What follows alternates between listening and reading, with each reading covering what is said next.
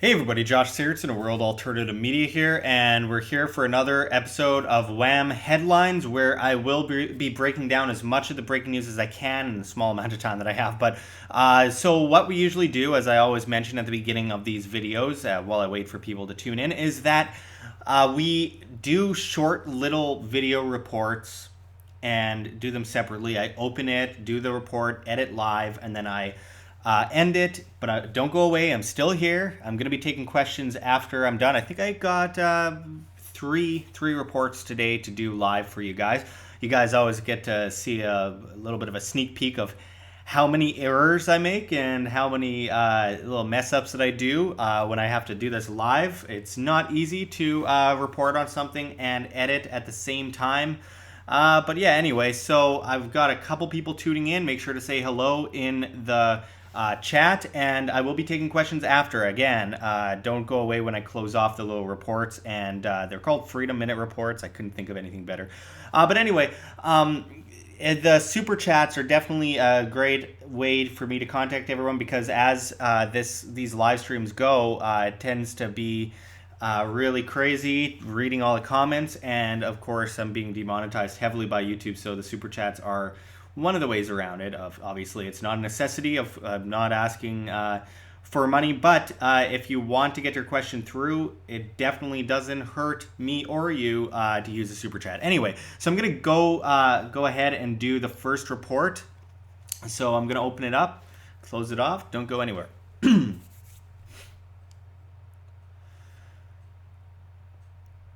Hey everybody, Josh Sigurdson of World Alternative Media here for another Freedom Minute update. And let's see what we got here today. Roger Daltrey of The Who made a surprising statement recently saying that healthcare should not be free.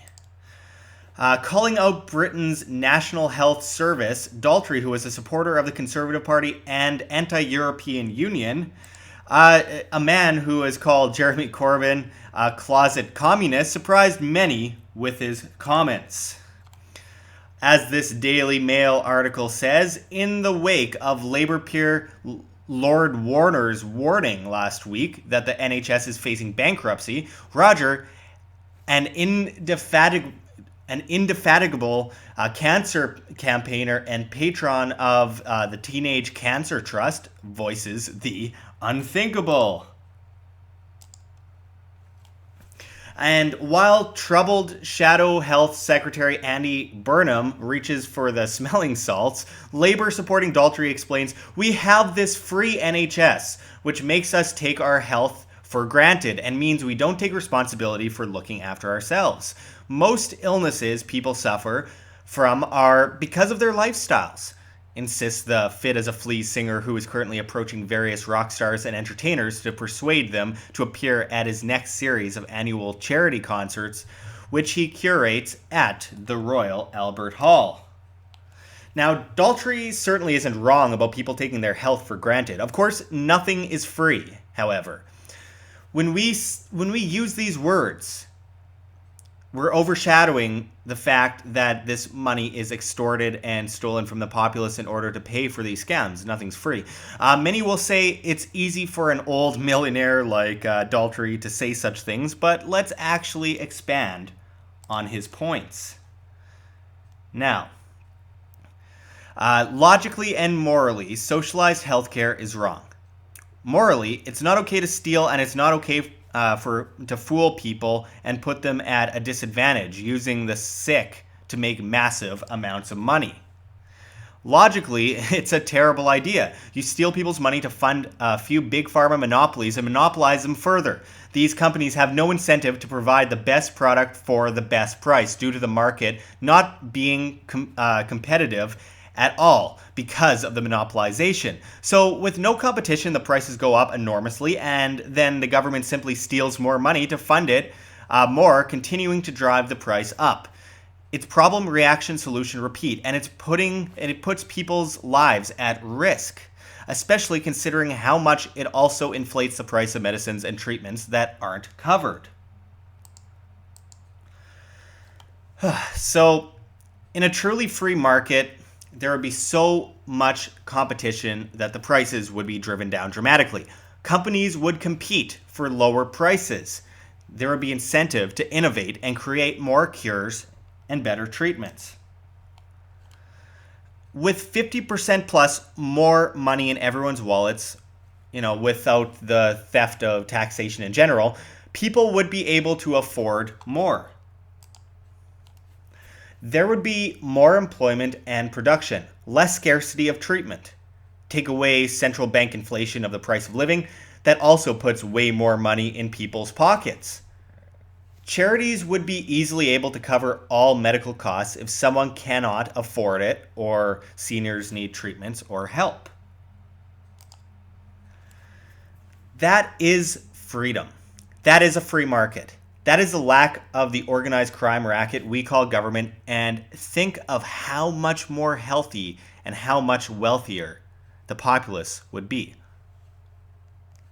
Let's cross our fingers that more people realize these obvious truths. Thanks for watching, everyone, and until next time, this is Josh Sigurdson signing out from World Alternative Media. Find the truth, be the change. All right. So on to the next report. So it's extremely hard to edit live this time because my stupid mouse isn't clicking when I click. So it's making me pause a bit more. Hopefully that doesn't continue to perpetuate. Let's see, my next report is on cryptocurrencies. I know a lot of our viewers are interested in that. Of course, I have to do something on, Roger Daltrey of The Who because, well, let's face it, it brings people to the messages that I talk about from the more entertainment-oriented, crowd.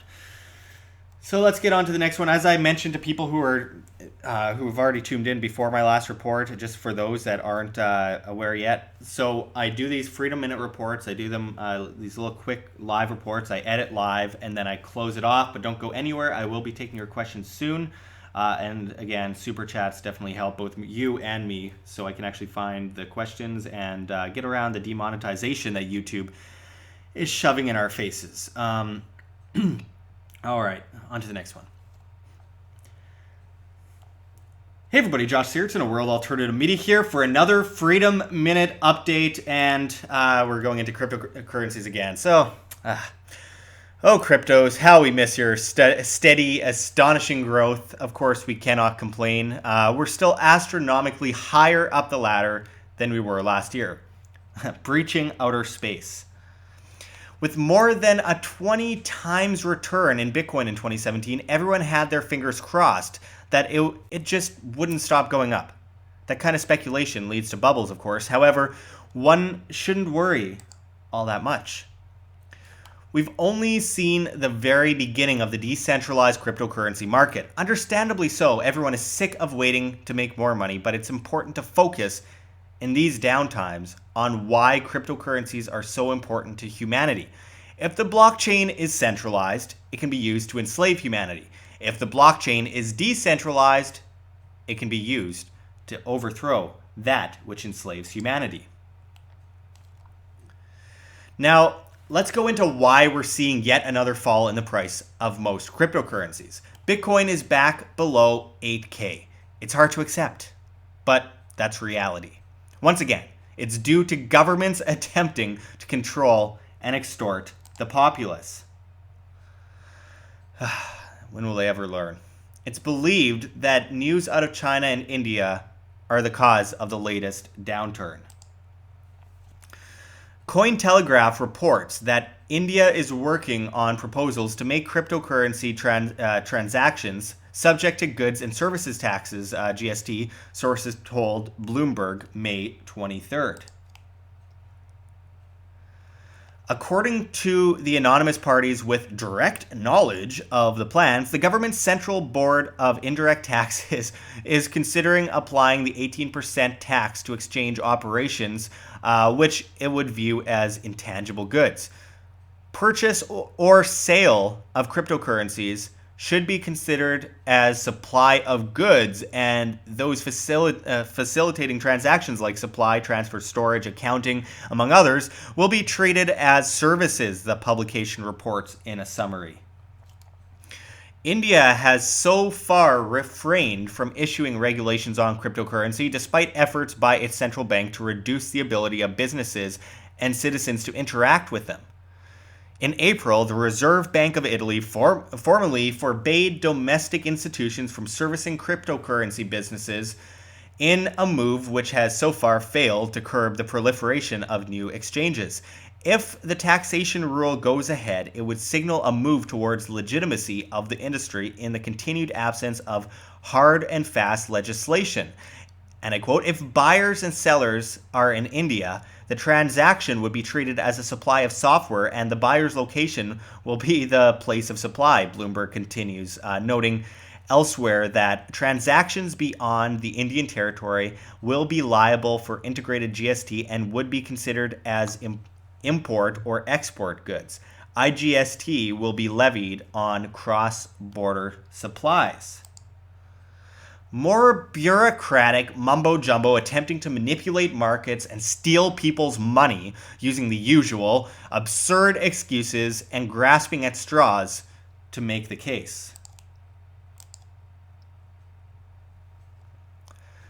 Meanwhile, Cointelegraph notes a new report issued by China's Ministry of Industry and Information Technology reiterated the Chinese government's concerns about certain risks that cannot be ignored in regards to ICOs, pyramid schemes, and fraud, with a new government-led study detecting 421 fake cryptocurrencies in China's crypto space.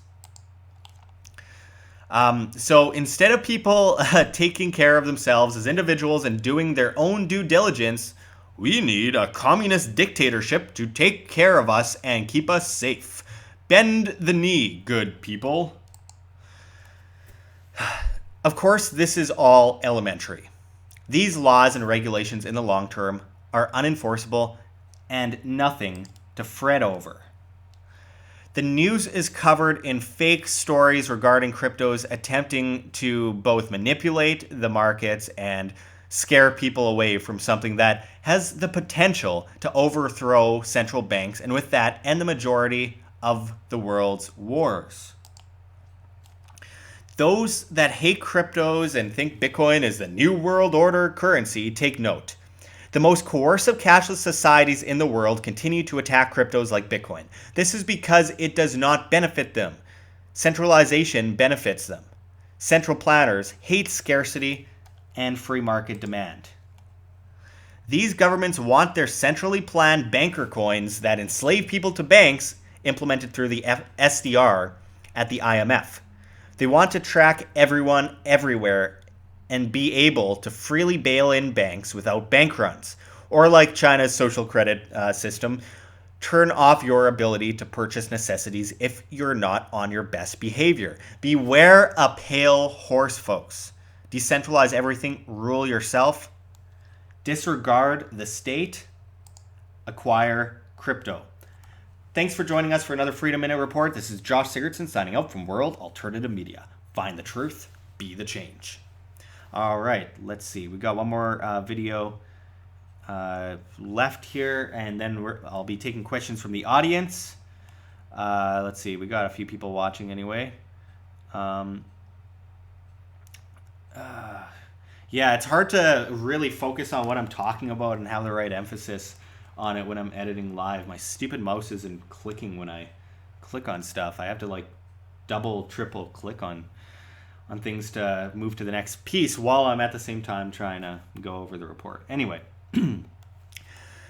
got one more report and then I'll be taking questions. So another Freedom Minute Report. I'm going to start it off, get it over with, and then I'll be talking to all of you. So just one moment here. Hey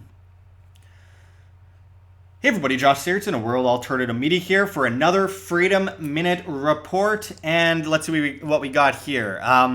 Countless malls, U.S. mall owners, are looking to replace big bankrupt box stores like Sears and JCPenney with apartment complexes and hotels. We are seeing so many big stores go under. Everything from Toys R Us to Macy's to Target, not to mention Kohl's, Kmart, J.Crew, Payless, Gap, Teavana, and the list continues extensively. Many businesses are grasping at straws to make excuses for themselves. The conglomerates are conglomerating or conglomerizing more and more and more, so as big government subsidized and favored corporations like Amazon completely take over. We will likely see what happened to Radio Shack, Rogers Video, and Blockbuster happen to the big box stores over the coming years. Understandably so, mall owners need that cash coming in. So looking at the magic of cash flow makes perfect sense. Creating hotel and apartment space is an almost sure monthly check. You pay off property taxes through people's rent. The amount of money being spent on product isn't as extensive, obviously, and frankly, it's just not as much work. Robert Kiyosaki, who we've spoken with at WAM in the past, explains this quite well. It's hard to say if this will become a norm, but it certainly makes sense. As markets reach the cliff, all while the monetary system reaches its inevitable end, business owners need to take extreme precautions. So do you as individuals. Self-sustainability has never been more important. Financial responsibility and independence are a must. A populace in debt is a populace in servitude. A responsible, independent populace is a free populace. Well, as always, we will continue to cover this story extensively. Thanks for joining us for another Freedom Minute Report. This is Josh Sigurdson signing out from World Alternative Media. Find the truth, be the change. All right, that was a real quick one. Just wanted to get something covered on that topic. Anyway, so I'm now good to take some questions from the audience. Don't mind me, I'm a little bit hot in here. I haven't installed my air conditioning unit at my new place yet, and it is insanely hot outside. Around 90 Fahrenheit at the moment. I thought I was going to die last night. Oh, man. And I just come from California. I burnt the hell out of my face. Let's see. Universal Vibes TV says, greetings, Josh, from UK. Hello, Universal Vibes TV.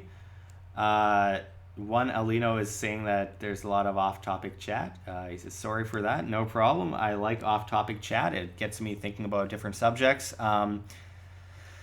Let's see. Ilhan H says, Bitcoin is a goddamn centralized beta. Was launched immediately after 2008 crisis. Bitcoin was launched, according to Satoshi, in order to create some kind of cushion against another financial crisis, especially as, you know, the ESF and all these massive banks, Deutsche Bank, HSBC, Scotiabank, attempt to completely manipulate gold and silver markets. And of course, they are trying to centralize Bitcoin markets through, you know, ETFs, and there's a lot of manipulation as well. But Bitcoin by itself is not centralized. Just like gold and silver will bounce up when the markets get their dirty hands, obviously centralized markets get their dirty hands off of it, and the banking system goes down, so will Bitcoin. Bitcoin is not centralized. Everything's somewhat centralized. You know, you can worry about a 51% attack. I don't think that's likely anytime soon. But overall, cryptocurrencies, there are a lot of centralized coins. Bitcoin, as it stands, is not centralized. It has a cap on creation. They can't do quantitative easing and all, you know, the fractional reserve lending. They can attempt to do such things through paper IOUs, but who really wants to get involved with promissory when we're talking about something as volatile as Bitcoin? Just, it seems really stupid. But yeah, I mean, people can try to centralize upon it, but as it stands, Bitcoin by itself is not centralized. And the idea comes from scarcity, application, demand, which is what gold gets its value from. People keep saying it's physical value. There's no such thing. It's all subjective to the individual. So to say that it's all intrinsic doesn't make any sense. It depends on the individual. You know, people and tribes in Africa didn't see any good in pearls. They thought it was, you know, useless. But obviously European settlers like the pearls, and people popped their lungs in Africa diving deep to get these pearls, and then they got almost nothing in return when they sold them to the Europeans, because they thought, oh well, you know, they're not worth anything, these pearls. Well, they were, and a lot of people got really rich off of that, and not exactly fair and square. But oh my God, Satoshi and his surname, which I forget, literally translates to Central Intelligence in Japanese. Apparently, I think you're listening to a lot of rumors there. With all due respect. Anyway, and I've made it very clear. I prefer gold and silver over cryptocurrencies, but I think cryptocurrencies have a better way of overthrowing the centralized global establishment, governments, and central banks, and being more revolutionary, a monetary revolution without a shot being fired. So I think that's an important point to make. Dil Mendonca says, hello from Brazil. Nice to follow you. Hello. Always good to see people from Brazil. Got to do some more reporting on Brazil soon. Let's see. Of course, we got Darth Shady here. Always good to see her. She says, anyone else frustrated with people who tell you their political views and then get angry when you tell them theirs because it's different? I don't know how to deal with 99% of people on Facebook. People are very confrontational and very hard to deal with a lot of the time. Some people just won't listen. Some people have their identity politics and they have something that they regurgitate, and anyone that says anything else, they, like close their eyes, ears, and mouth. Well, actually, maybe they don't close their mouth too much. They speak a bit too loud about something that they don't know anything about. A lot of people are very passionate about things that they know nothing about, which is a shame. But, I mean, you do what you can. You spread the message any way you can. That's why I'm still on YouTube, even though they censor me and demonetize me, is that it's still a way to reach people outside the echo chamber. I love STEEMIT. I love DTube. I love all those decentralized alternatives that don't censor people and are based on free market demand and, of course, the competing currency side of things. But at the same time, it's a very big echo chamber at the moment while we get more people involved. So YouTube is a necessity, same with Facebook, to reach people outside of, a lot of our realm. Let's see. Andre VR asks, is Bigfoot real? It's not something I really go into. Possibly. You never know in this world. Every video ever has ruined it because people fake it, so who knows? It's perfectly reasonable to believe that there are things out there that we don't know about, especially, creatures deep in the woods and the mountains. I don't know. It's not something I'm going to break into too much because I really don't care. Some of the questions I'm probably not going to get too far into, like, is Michelle Obama a man? Some interesting videos out there. Don't feel like getting my live streaming capabilities taken away. I've seen that happen to a few people who talk about that subject, and it's not important. It's really not important. Let's see. Someone's got... Oh yeah, Lorraine Weymouth says, everyone thinks I'm a nut job. They are asleep. Yeah, 99% of people, but I'd say a good 50% of people are potentially able to break free. Others are too, but it takes like serious deprogramming that is unbelievably difficult to accomplish. I think cryptos and other decentralized blockchain technologies will also make people realize that things like theft, taxation, aren't necessary in the long term. Obviously, logically and morally, of course, they're not. But I think cryptos can have a potential to show people that these things are able to be done without, government extortion. John Snyson's calling me. Let me answer this live on the air. Okay, so John, you are live on YouTube. Just so you know, you are live on YouTube. Say hi to the audience. Hello? Hey, you're live on YouTube. Hey, how's it going? All right. So I guess just so everyone knows that's watching here, John is probably going to be coming over. We'll be doing some videos soon. So we're going to be getting some more economics reports coming up right away. John, I will have to let you go, but are you able to get here in the next half hour or so? Yeah, I'm actually leaving down south here in the city, so I'll be there in about half an hour? Okay, cool. I'll see you then. I'm going to hang up on you now because I'm live. All right, talk to you later. All right. Oh, man, I need some coffee. I feel bad. I just hung up on John. He's like, what's going on? But anyway, Laura asks, "Are you covering Bilderberg this year? Are you coming to Italy?" I really wanted to. With the recent crypto downturn, I cannot afford it. I'm going to the Red Pill Expo in June, and I'm supposed to be going to Italy in August, as a matter of fact. And I think G7 is also being held in Turin, Italy. But I really wanted to. And then there's this other side of it, which is I think people have to remember is as much as I like to be part of that group with, Dan Dix, Luke Rudowski, Jeff Berwick, and others confronting these people, how many people can possibly confront these guys at the same time? I feel like I just be getting in on the entertainment spectacle and capitalizing on stuff and then spreading out the viewership among all these different independent medias. I'm a huge supporter of We Are Change and Press for Truth and these other guys. So I'm going to let them do these confrontations. They don't need another person wedging their way in there and confronting a bunch of people. I was talking recently about getting a hotel with all of them. I was talking with Luke and Dan and all those other guys and everything about working this out. And then I just realized, like, what's the point? They get really good work done, and I'm not going to stand in there and interrupt them. Yeah, AMTV, what's his name, Skelton from The Guardian, a few other guys. So yeah, I'll just and because it also turns into like this weird outdoor festival where it's like they get food vendors and stuff outside. It's just weird. I think Lauren Southern might be there again. I don't know. I'm looking forward to one of my favorite things to do is to confront politicians, Bilderberg members, and stuff like that. That's one of the reasons I started doing what I'm doing. I've done lots of confrontations of Bilderberg members, prime ministers, politicians of all kinds. Actually, I used to. So, for those in the States, in Canada, we have premiers rather than governors. And the premier of the province of Manitoba, I was a thorn in his side for a long time. He was a socialist with the New Democratic Party. Anyway, yeah, I basically drove the guy crazy. And about 2 nights ago, at about 10 something p.m. at night, I saw him. And he's not premier anymore.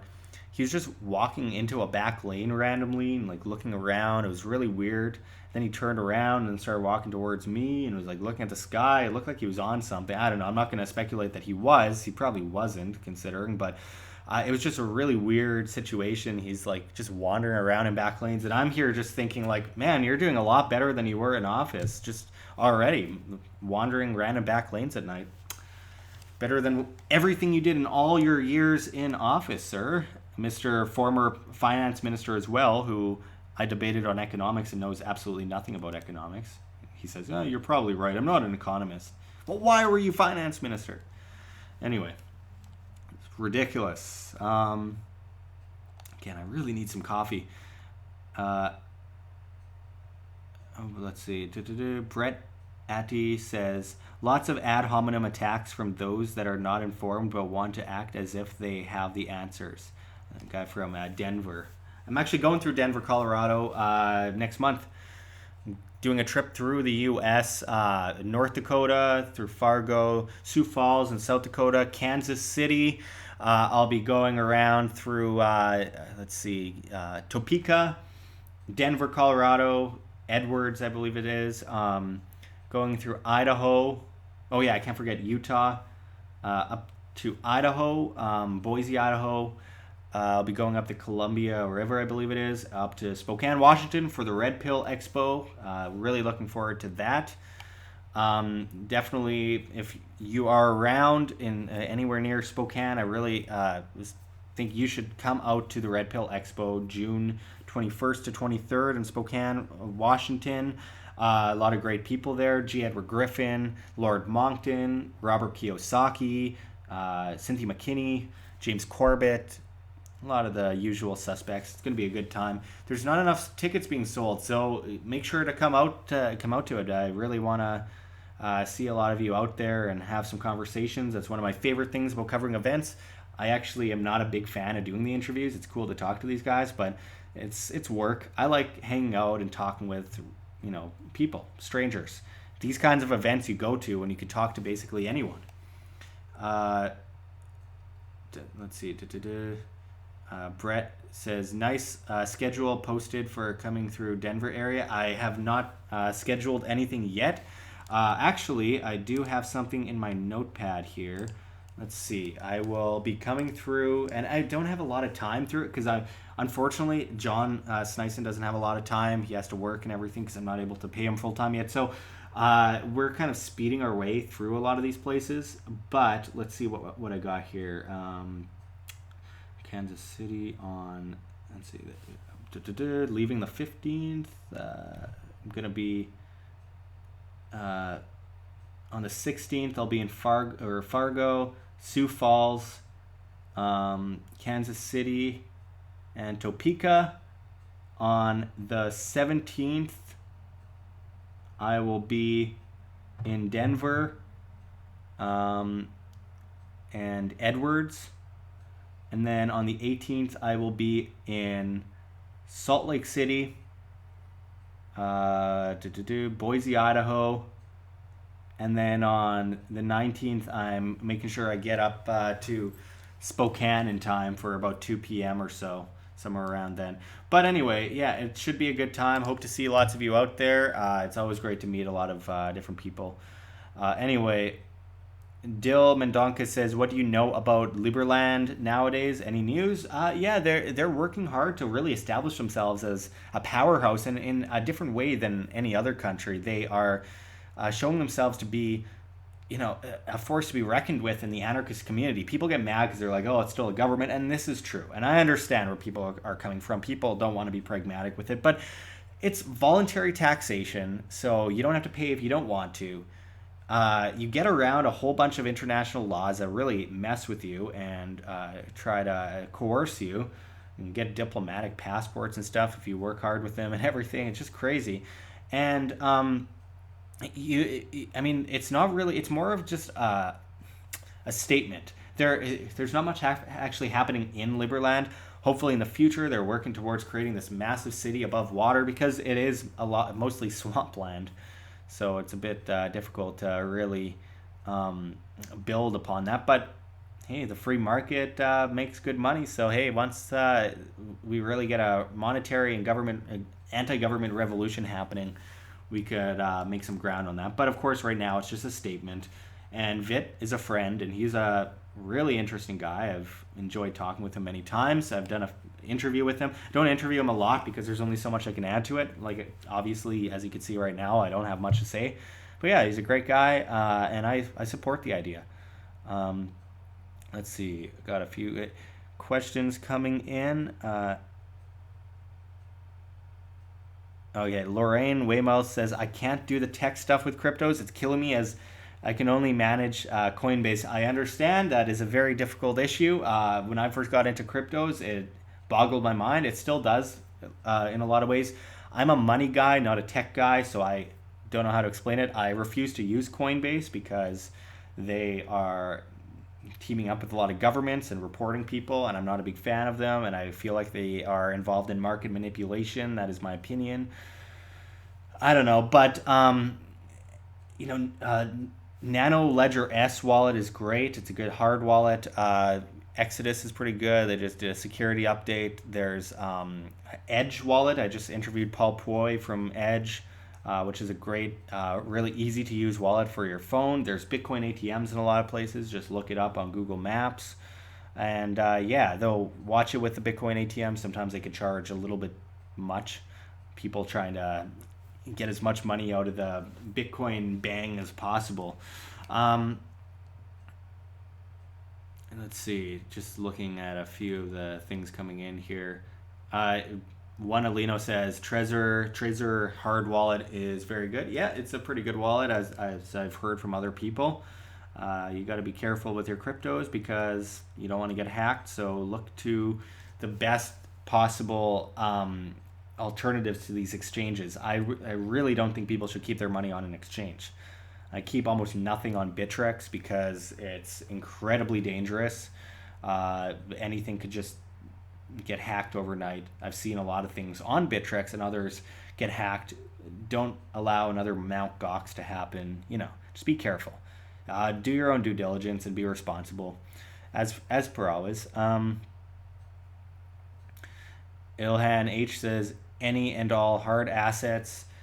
Big fan of gold, big fan of silver. I think silver is just so ridiculously undervalued, but it's been manipulated for so long. It's like a beach ball underwater, and eventually that's going to bounce up once the pressure builds up too much for them to possibly hold it underwater. I'll be talking to a few people in the near future about this who have some good insights on this. I'm doing some interviews over the next couple weeks. Darth Shady says, anyone with EOS, remember to register before June. Absolutely. You can. There's a built-in registry on Exodus. I believe they've done an update with Ledger wallet. There's a few different places. Just EOS. We're gonna probably see a pretty big dip right around the time it comes out. Don't worry, I'm hodling and not doing anything with my EOS. There's no cryptocurrency I've ever been so excited about, and I'm not just gonna let it go anytime soon. Hodling that stuff. So anyway, I'm probably gonna close it off so I can drink some coffee and eat something. I haven't eaten today.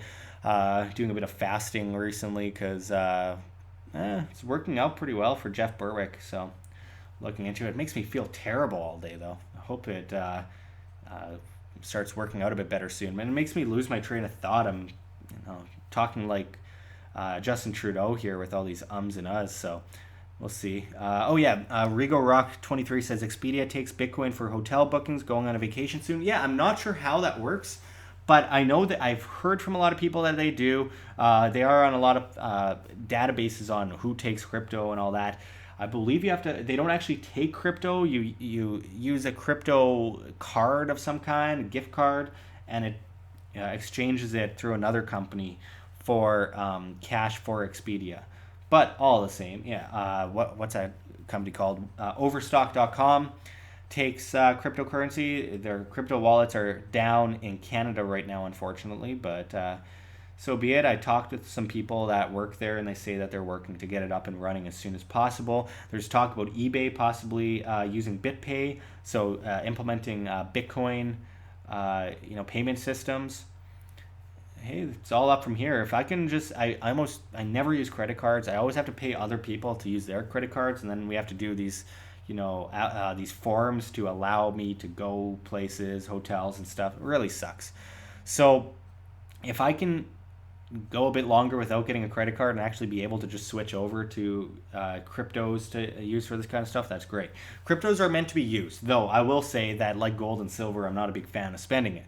I've done a little bit of spending recently with it, but we're in some downtimes. And as I mentioned earlier, my crypto report, which will be up if you missed it as an individual report later, it's not an easy time, but I've always seen the end of July is always really good for cryptos. And remember last year at this point, we weren't very high up. We were about to go through another big dip in the middle of June last year.